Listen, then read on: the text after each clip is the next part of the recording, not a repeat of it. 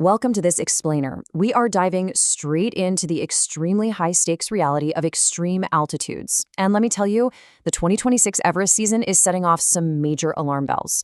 Right now, we're looking at a mountain that is basically holding its breath. Between a historic surge in climbers, severely delayed safety preparations, and incredibly volatile weather, the highest peak on Earth is turned into a ticking clock. So if you're curious about how human ambition, raw commercial realities, and the totally indifferent power of nature are colliding this season, you are in exactly the right place. Okay, let's kick things off with a number that honestly sends chills down my spine: 354. That is the record number of people who summited Mount Everest in a single day back on May 23, 2019. Now, from a safety and logistics perspective, that number represents a catastrophic failure. It created a deadly bottleneck. Think about it. When climbers are forced to stand in a static line at 29,000 feet, breathing supplemental oxygen at a flow rate of just 2 to 3 liters per minute, the math turns lethal very fast. Oxygen tanks run dry, your body simply cannot generate heat while standing still, and severe exposure sets in. Literally everything officials are doing right now in 2026 is a desperate attempt to ensure that specific number and the tragedy that came with it is not repeated. So here is our roadmap for today. 1. A historic surging season. 2. The economics of the peak. 3. Hazards of the Khumbu icefall. 4. Strict rules for rockfall zones. 5. Motivations behind the climb. And finally, 6. The ticking summit window. All right, Section 1, a historic surging season. When we break down the latest data from the Department of Tourism, you can see a rapidly escalating risk profile. In 24, there were 422 permits. In 25, that climbed to 468. And now, in 2026, we've hit a historic record of 492 fee-paying climbers who've gotten the green light. As an analyst, I can tell you a number this high drastically exceeds the mountain's comfortable carrying capacity. And a lot of this immense surge is actually being driven by geopolitics. With China closing the standard route from the Tibetan side, almost all global Everest traffic is being funneled directly onto Nepal's South Col route. Throw in the required Sherpa support staff for those 492 permits, and we are talking about roughly 1,000 individuals crowding onto the exact same treacherous route. Moving right along to Section 2, the economics of the peak. Gaining access to the mountain is, quite frankly, more expensive than ever before. Nepal recently jacked up the Everest royalty fees for foreign climbers by 36%, taking it from $11,000 to $15,000. And for Nepali climbers, the spring permit fee completely doubled, jumping from 75,000 rupees to 150,000. Because of this, the government has raked in a historic 1.07 billion rupees in royalty revenue this season from Everest alone. But here's the catch. We have to connect those economics directly to risk. When you're paying a $15,000 permit fee as part of an expedition that can easily top $100,000, the psychological pressure to reach the top is absolutely immense. It creates what's known as summit fever. Those sunk costs tempt climbers to push dangerously past safety turnaround times, completely overriding their own physical limits. Which brings us to Section 3, Hazards of the Khumbu icefall. Right out of the gate this spring, the mountain threw a massive, life-threatening curveball. The Sagarmatha Pollution Control Committee reported a wildly unstable ice block, known as a serac, sitting directly below Camp 1. And the dimensions on this thing were staggering: 55 meters long, 37 meters wide, and 28 meters high. We're talking tens of thousands of tons of ice literally hanging by a thread.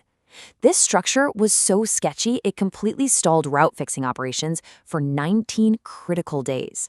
And in high-altitude mountaineering, a 19-day delay is a big deal. It totally destroys carefully planned acclimatization schedules. Climbers can't cycle up and down the mountain to build red blood cells, which drastically increases their chances of severe altitude sickness later on.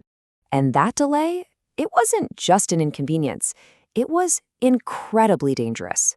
Early one Tuesday morning, a portion of that massive serac actually collapsed right onto the climbing route, injuring 4 people heading towards Camp 2. Sherpa guide Pemba Tonduk and an Indian climber were partially buried under the snow and debris. Their survival came down to heroic, split-second rescues by nearby Sherpas who had to dig frantically into the avalanche debris. Okay, Section 4, Strict Rules for Rockfall Zones. Because of these shifting hazards, authorities have put some non-negotiable procedures in place to survive the newly designated rockfall points. Climbers absolutely must move quickly, minimize their loads, cross ladders strictly one at a time, and remain completely clipped to safety lines at all times. From a safety perspective, these rules are absolute lifesavers. Crossing ladders one at a time prevents dynamic overloading of those fragile aluminum structures over bottomless crevasses. Keeping loads light gives you the agility to dodge falling debris. And remaining clipped in? Well, that's crucial, because a single slip or a strike from even a baseball-sized rock will knock you entirely off the mountain. Enforcing these protocols is literally the only way authorities can even try to process nearly 1,000 people safely through a shifting kinetic hazard zone. Let's pivot a bit to Section 5, Motivations Behind the Climb.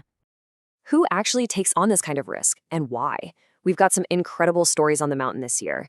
Take Australian climber Oliver Foran, who started his journey all the way at sea level, cycling 1,150 kilometers from India's coastline before even beginning his trek to Everest Base Camp. He's using this grueling sea-to-summit journey to raise $200,000 for youth mental health services. But putting on my safety analyst hat for a second, a high-profile endurance challenge like this fundamentally alters an athlete's safety profile. Generating that level of extreme physical fatigue before the high-altitude climbing even starts leaves your body with far fewer reserves to fight off the freezing cold, hypoxia, and the overall brutal demands of the death zone. And the roster is packed with other distinct ambitions. You've got veteran guide Kamirita Sherpa attempting his 32nd ascent to push his own world record, and British climber Kenton Cool aiming for his 20th summit. Neelam Podell is preparing to make history with an ascent as a trans woman. But what's highly concerning from a safety standpoint is a 36-year-old American endurance runner who is planning a record speed summit completely without supplemental oxygen. Climbing without oxygen drastically narrows your margin for error to practically zero. If a no-oxygen climber gets caught in a bottleneck with 400 other people and is forced to stand still, they can't generate internal heat. In a crowded year, traffic jams are an inconvenience for most, but they are fatal for those climbing without oxygen. Finally, Section 6, the ticking summit window. At the end of the day, the weather remains the ultimate, unforgiving gatekeeper. Mountaineering expert Ming Maji, the managing director of Imagine Nepal, summed it up perfectly. He said, "Every season, we struggle to identify the most reliable weather source when we're on a big mountain." He noted that recently, multiple forecasts seem to align perfectly, giving the green light, only for sudden, violent storms to roll in and force the route-fixing teams into a full retreat away from Camp 3. And when fixing teams have to retreat, the entire logistics chain breaks down. Oxygen bottles can't be staged, tents can't be secured, and the utter unpredictability of the weather completely paralyzes the operational supply line. And this brings us to the really terrifying math of getting everyone to the top.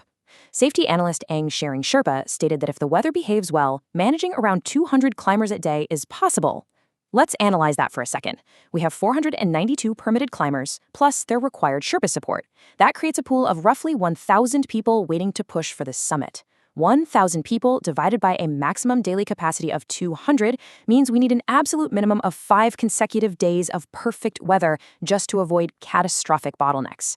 And a pristine 5-day weather window on Mount Everest? That is incredibly, incredibly rare.